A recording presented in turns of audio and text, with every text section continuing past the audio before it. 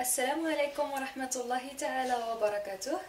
اليوم إن شاء الله بغيت نقدم لكم تحت طلب أخت عزيزة الطريقة ديال الحامض مصير أو مرقد، وغادي نضيف حتى الطريقة ديال الفلفل اللي معتمدة عندي، يا إما الفلفل الحلو أو الحار. أنا هنا عندي الحار اللي غادي نستعمل.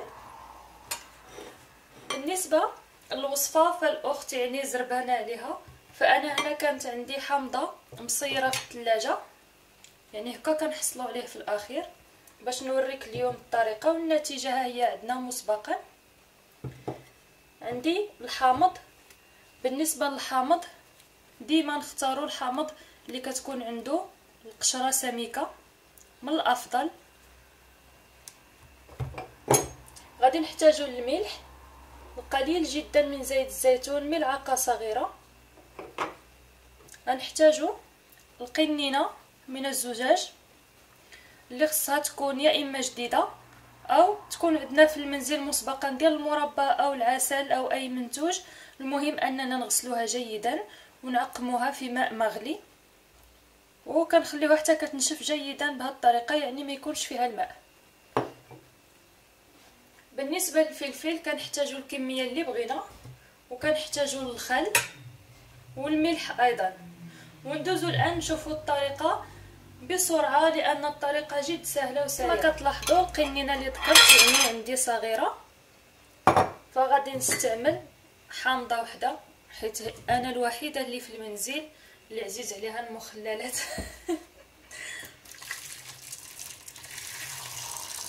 فكناخذوا ماء مغلي، غادي نخليه في هذا الماء من 20 الى 30 دقيقه. وإلا كان عندكم الوقت ممكن انكم تخليوه في ماء دافئ لمده ليله كامله باش المسام ديالو كيتفتحوا وكيشربوا هذا الماء. انا هنا غادي نخليه 20 دقيقه. بين ما يرتاح الحامض في الماء كناخذ الفلفل بلا ما كنغسلو، كنمسحوه جيدا.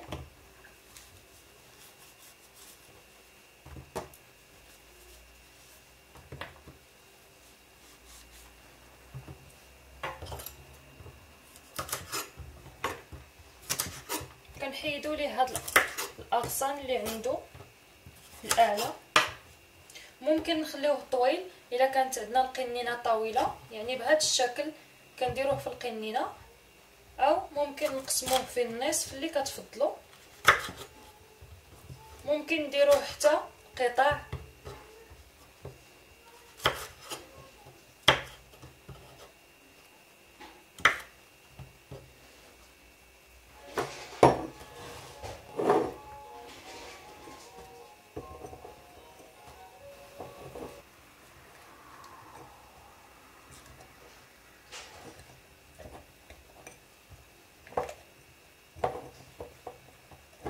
كنملئوا الفراغات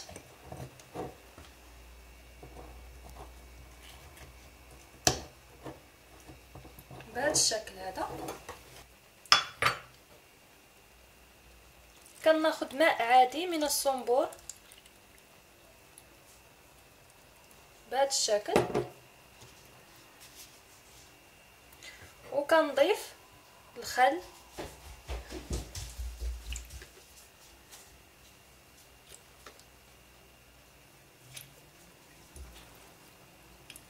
أربعة معالق كبيرة،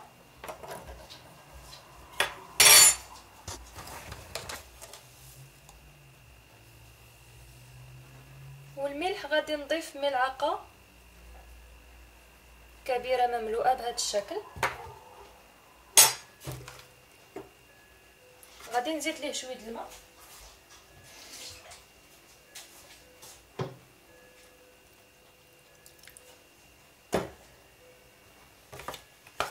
بما ان القنينات عندنا الغطاء ديالهم ماشي من الزجاج فكتوقع اكسده وكيتصداو لينا، فمن الافضل اننا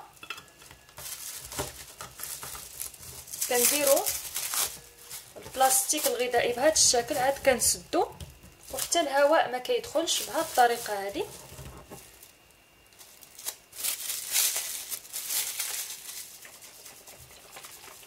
وكنخلطو جيدا بهذه الطريقه. ومنين كنخليوه في الفتره ديال التخليل باش كيولي لنا مخلل، مره كنمشيو عند القنينه وكنحركوها بهذا الشكل باش الملح كيذوب وكيولي الخليط متجانس. وندوزو الان للحامض.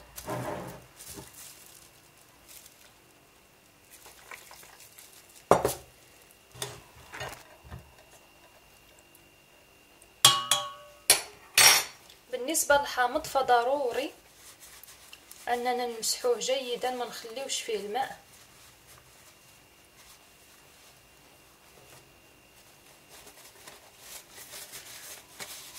وكنعاود ليه حتى بالكلينيكس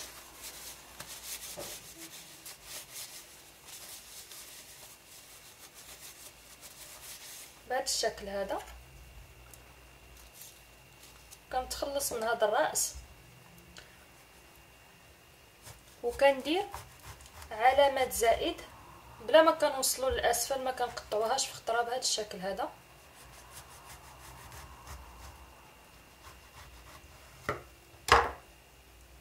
بهذا الشكل.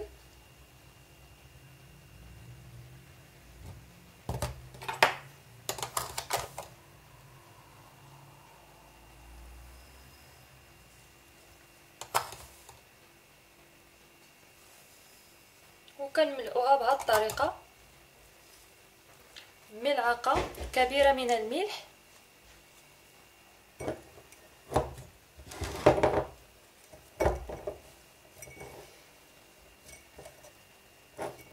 وكنضغطوا عليها بهذا الشكل هذا باش كتخرج العصاره اللي فيها.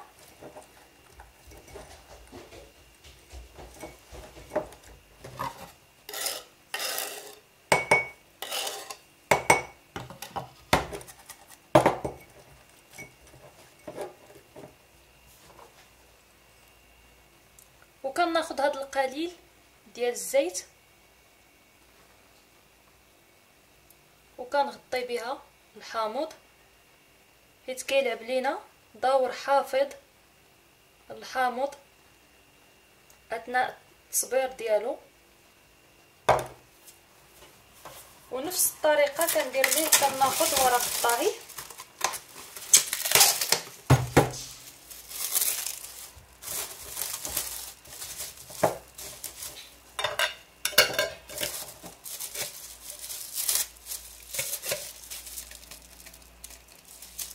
كنسد عليه جيدا.